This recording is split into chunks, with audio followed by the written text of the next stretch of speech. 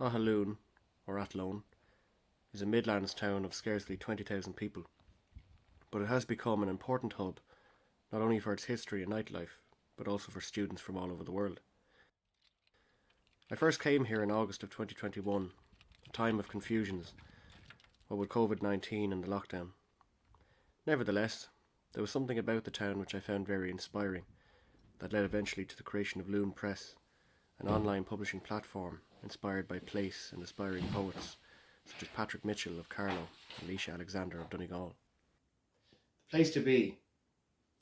If you're looking for a place that's cheap, with litter as far as the eye can see, if you don't mind missing out on sleep, then Athlone town is the place to be. If you don't mind waking up to the cold, with your shivering face as white as a sheet, if you don't mind coughing due to mould, then Athlone town is the place to be. If you don't mind housemates stealing your food, with the sight of dirty dishes a guarantee, if you don't mind your good nature being abused, then Athlone town is the place to be. If you're used to the sky being grey and bleak, and the chance of contracting an STD, if you're used to 4 or 5 takeaways a week, then Athlone town is the place to be. But if you're forsaken and your wits are at their end, I think you'll have to agree. There's always someone you can call a friend in the town of Athlone, the place to be. As a poet, the greatest source of inspiration for me was the lifestyle led by many of the locals.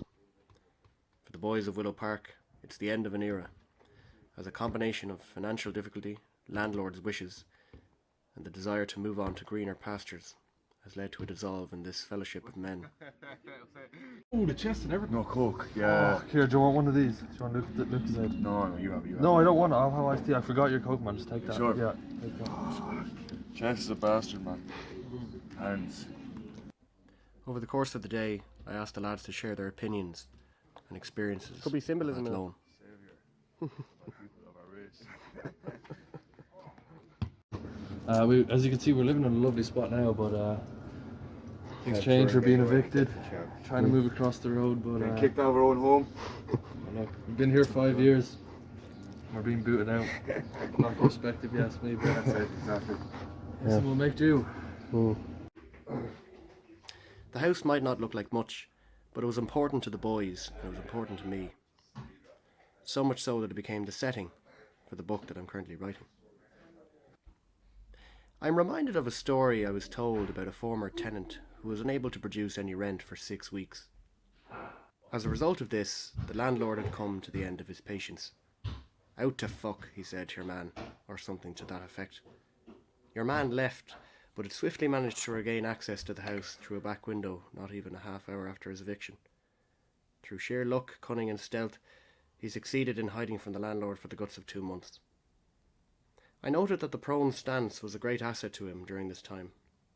He would lie silently on the ground behind the sitting room sofa during the landlord's visits. Sometimes he would stand bolt upright behind the curtains. These articles concealed him from sight and were, as far as he was concerned, his guardian angels. While I'm sure the housemates admired him for his gall, I doubt they could stand him stealing their food and toiletries. I love all of it though. I'd be lying if I was to say I didn't. For five years I've been in this house. There's never been any upgrades. But it was a good house. There's a few crackdowns down the street, but it's a good house. Over breakfast, the general view I got of Athlone from the lads was a simplistic one. I'd say it has its good and bads. There's nothing to do in the town but drink. That's a beautiful thing. But bad side of Athlone, this fella. I think a bad part of Athlone is Athlone facilitates degeneracy in a sense. You could get away with a lot of stuff here that you wouldn't in other places. As far as the literary scene in Athlone goes, things are fairly quiet. Perhaps the best known writer to have come out of Athlone was John Broderick. As one report in the Irish Times said, Broderick is never celebrated in Ireland to the extent that his literary talents deserve.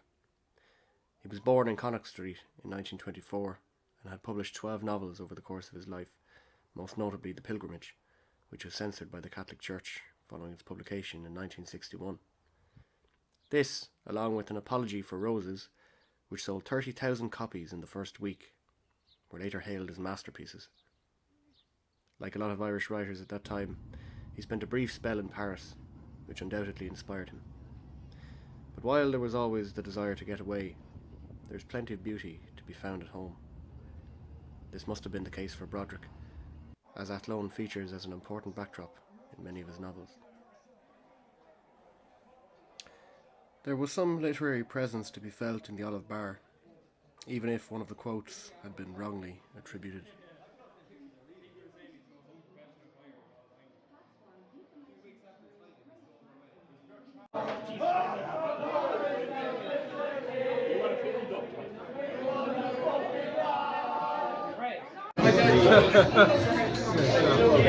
If I were to say anything about Athlone, it is my first true freedom, and I will always remember it fondly, no matter where I am in the world. Athlone was my home away from home, and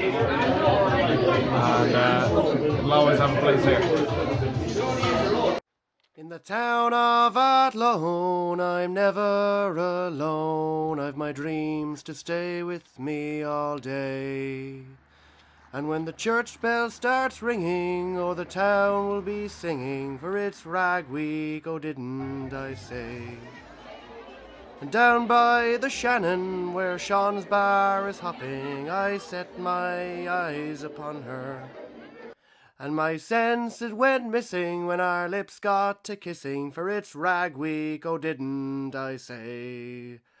Rag Week, oh, Rag Week, tell me the place, I'll be there. Rag Week, oh, Rag Week, those rare days so sweet and so fair. But I know in my mind there will come a time when all this will come to an end. With the days quickly passing, I find myself asking, when will Rag Week come round again? Rag Week, oh, Rag Week, tell me the place, I'll be there. Rag Week, oh, Rag Week, those rare days so sweet and so fair.